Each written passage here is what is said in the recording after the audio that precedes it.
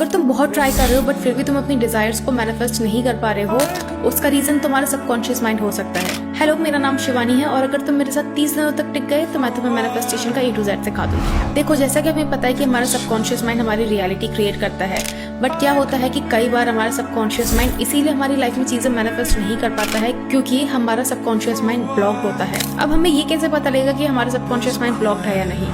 कुछ साइंस मिलते हैं हमें, वो बताती हूँ। सबसे पहला साइन है कि तुमको मिक्स्ड फीलिंग्स रहती है तुम्हारी डिजायर के बारे में। तुम ऊपर से फॉर्म करते हो कि I have my dream car, I have my dream house, I am rich, I am this, but अंदर से तुमको फील होता है ये मेरे लिए पॉसिबल नहीं है, ये मेरे लिए इम्पॉसिबल है, शायद मुझे कभी नहीं मिल पाएगा। और यही मिक्स्ड सिग्नल्स तुम्हारे सबकॉन्शियस माइंड को ब्लॉक करके रखते हैं। दूसरा साइन इमोशनल ट्रिगरिंग।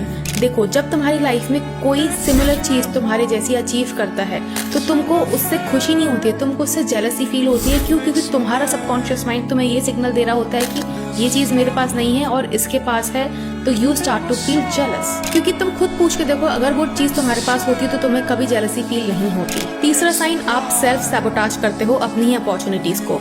आपके पास अपॉर्चुनिटीज आती हैं बट तुम क्या करते हो, तुम उनको डिले कर देते हो, तुम डिनाई कर देते हो, ये सोच के कि ये शायद तुम्हारे लिए नहीं बनी है या फिर तुम इनके काबिल नहीं हो। एंड लास्ट साइन है कि तुम डेस्परेशन की एनर्जी में रहते हो। तुम अफर्म करते हो, तुम विजुलाइज करते हो, बट तुम्हारे अंदर एनर्जी ये होती है कि यार मुझे ये किसी भी हालत में चाहिए, मैं इसके बिना नहीं रह सकता, मुझे किसी भी तरीके से ये अपनी लाइफ में चाहिए। जब आप ये बोल रहे हो कि मुझे ये चीज अपनी लाइफ में चाहिए और जब आप अफर्म कर रहे हो कि ये चीज मेरे पास ऑलरेडी है, तो आप कॉन्ट्रोडिक्ट कर रहे हो अपने माइंड को। और जब आप कॉन्ट्रोडिक्ट कर रहे हो अपने माइंड को तो फिर वो चीज आपकी लाइफ में आएगी कैसे? कमेंट करो blogs if this helped you.